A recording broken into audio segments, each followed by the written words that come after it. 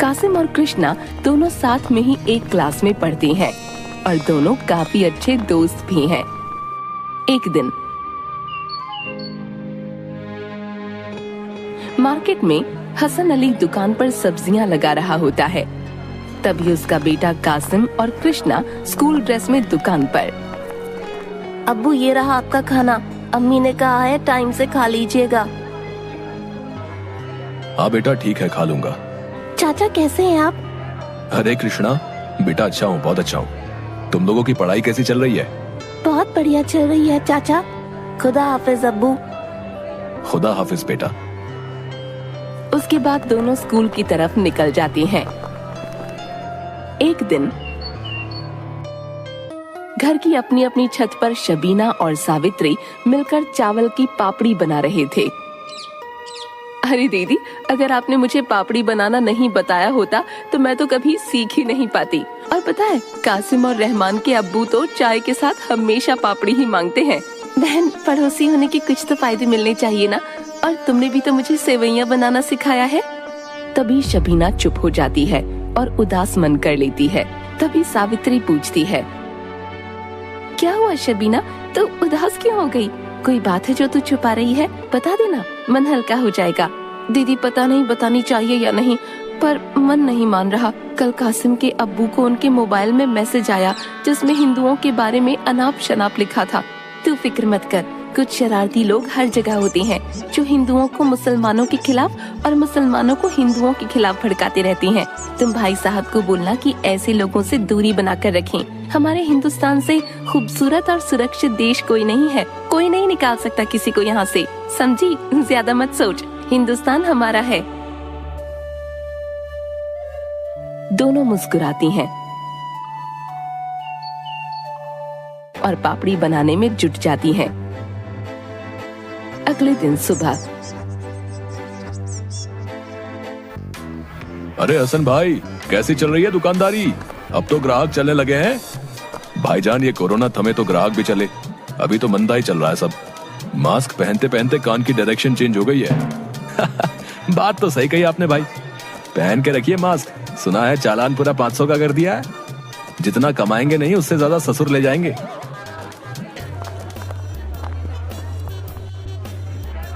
अरे क्या बातें हो रही है शर्मा जी? अरे कुछ नहीं पांडे जी, इंतजार चल रहा है ग्राहक का, और कुछ नहीं। अच्छा, ठीक है, मास्क पहन के रखा कीजिए, सेहत के लिए अच्छा रहेगा और आपकी जेब के लिए भी। और हाँ, दुकान 5 बजे तक बढ़ा दीजिएगा। शहर का माहौल कुछ ठीक नहीं चल रहा, ठीक है? और मुड़कर हसन अली की तरफ देखता हुआ, हसन भाई 2 किलो प्याज और 1 किलो टमाटर पैक कर देना। शाम को लेता जाऊंगा। चलता हूँ, ठीक है? शाम का वक्त है। गिरिधर शर्मा जी पूजा कर रहे हैं और कृष्णा को उसकी माँ खाना खिला रही है। तभी गली से चीख पुकार की आवाज आती है। शर्मा जी भागते हुए बाहर आते हैं तो देखते हैं कि गली में कुछ भीड़ हाथों में डंडे और हथियार लिए जा रहे हैं। तभी शर्मा जी सारी बात अपनी पत्नी को बताते हैं। उधर हसन अली के घर पर जैसे ही टीवी ऑन करते हैं तो न्यूज में दंगों की बात चल रही थी।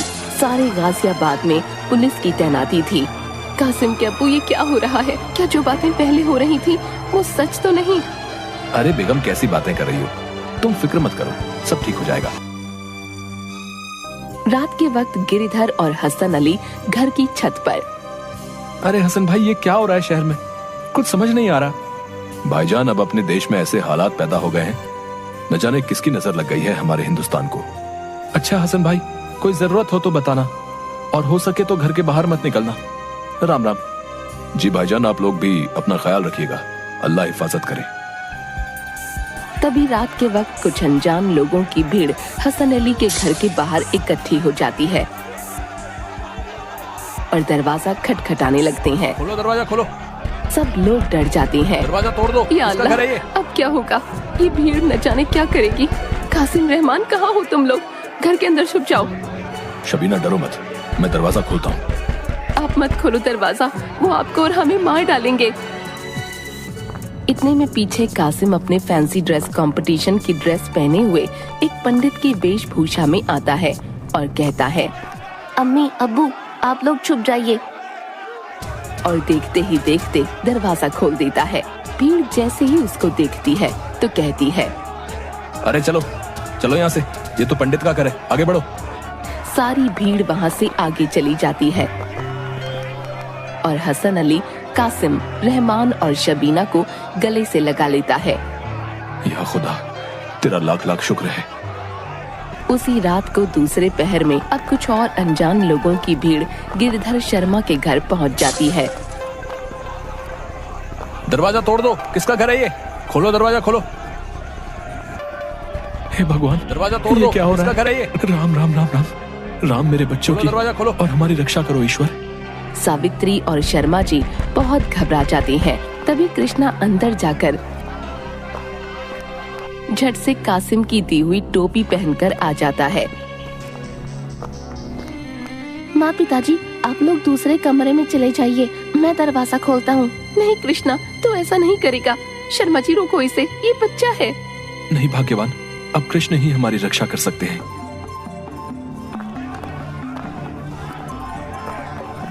और कृष्णा जाकर दरवाजा खोलता है।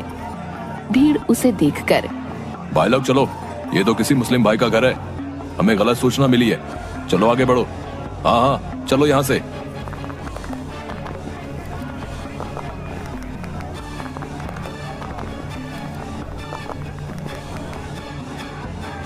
भीड़ के जाने के बाद गिरिधर शर्मा और उसकी पत्नी कृष्णा को गले लगाकर रोने लगते हैं।